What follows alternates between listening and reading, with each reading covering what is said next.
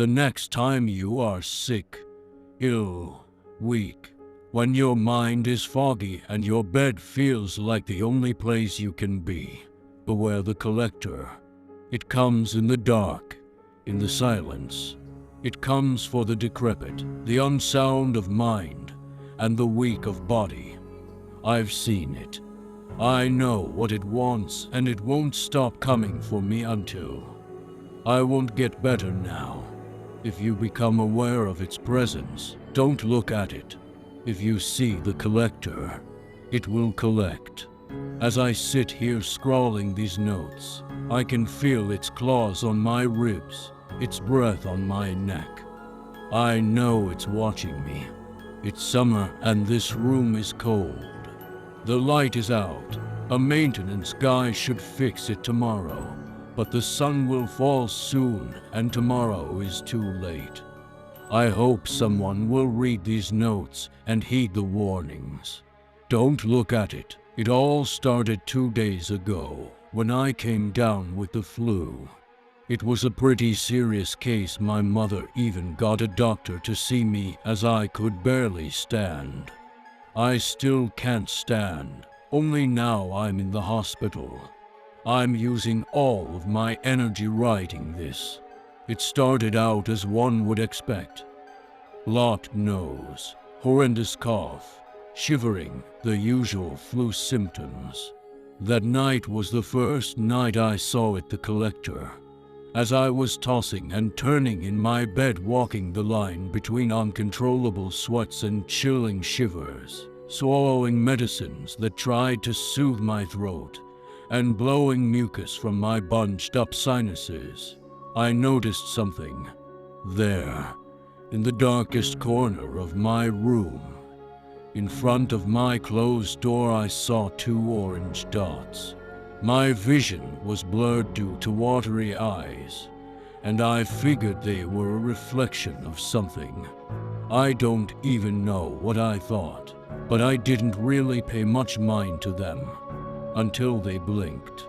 I'll be honest, that part got my attention. I sat up in bed and squinted into the darkness, looking up near the ceiling at these 2 tiny orbs just floating there, occasionally blinking at me. My eyes struggled to adjust, so I guess the thing decided to make it easier for me. The eyes grew larger and I heard shuffling. It took me a moment to realize, but whatever I saw actually stepped forward. Only then could I see the outline of the figure that stood in my room. Its swollen, bald head was brushing the ceiling, yet its spindly arms dangled by its knees, extended by long, sharp nails on giant hands. I froze. I just lay there staring. All I could see was its tall, skinny outline and luminous amber eyes, and a pouch.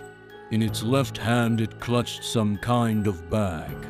Still unable to process the terror fully, I reached over and flicked the switch on my lamp. That was the moment the horror gripped my heart. The bulb flicked on and immediately popped, but that instantaneous flash of light was all my eyes needed to see that the figure stood in front of me was real. I saw its sharpened teeth in a lipless mouth, snarling at me, hungry for me. There was no nose on its pale face, barely any features on its whole body actually. But the worst part was that bag. It was a large pouch, dragging along the floor, and at first I thought it was made of leather. It was only the following night I learned the truth. I tried my best to scream that night. My throat was clammed up and wouldn't obey. It lurched forward, calm and slow. Again I tried to make some kind of noise to attract my mom's attention.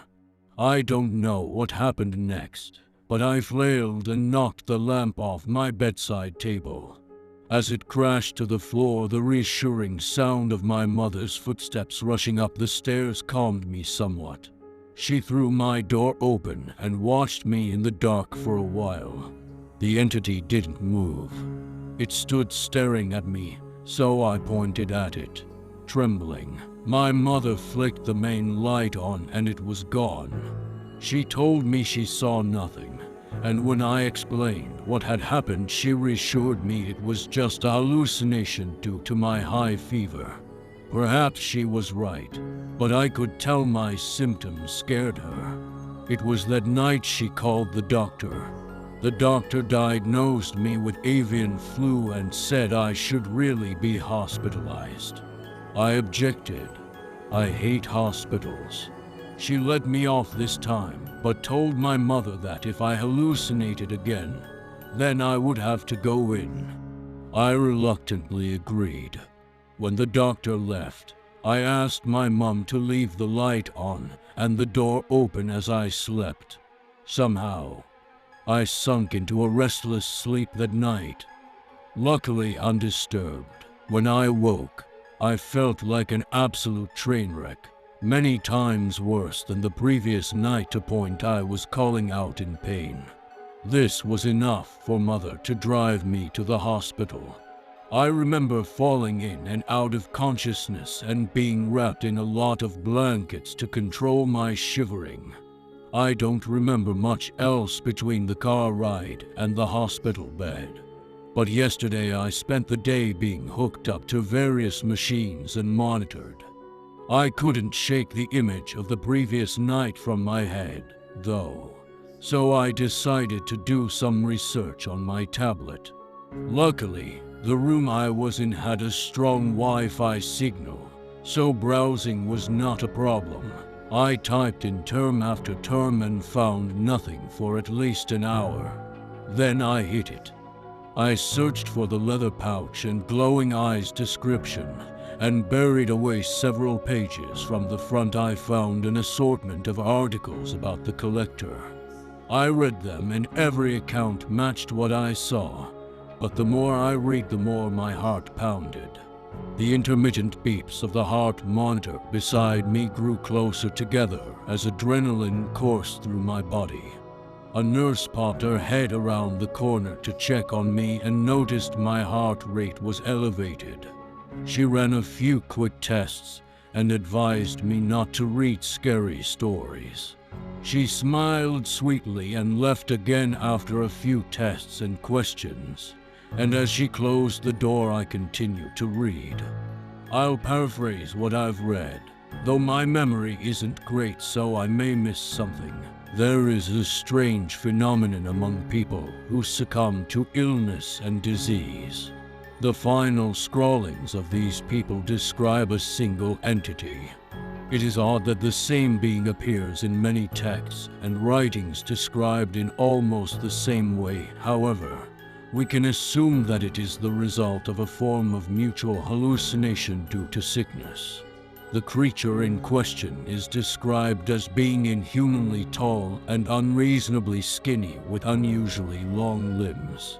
It has a swollen head, hands, and feet, and its fingernails are long and sharp.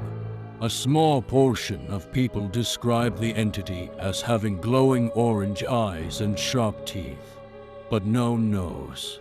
It is noted to carry a large bag allegedly made of human skin, although the contents of the bag are disputed. Some write that it contains the treasures of the sick. Some claim it contains organs, bones, or extremities such as ears, noses, and fingers. It is for this reason the entity has been dubbed the Collector. Perhaps the most intriguing part of this phenomenon is that in every case, the deceased responsible for the writings are said to have some part of their body, whether internal or external, and belongings missing. Their faces are usually twisted in horror when their bodies are discovered. This detail is unexplained as of yet. That's as best as I remember it. The last sentence shook me. I know it was a crummy article buried deep on the internet somewhere with no citation, but still, it described what I saw, and so I dug some more. I knew its name now, the Collector, and so I searched. My next finding came later at night, just as the sun was setting.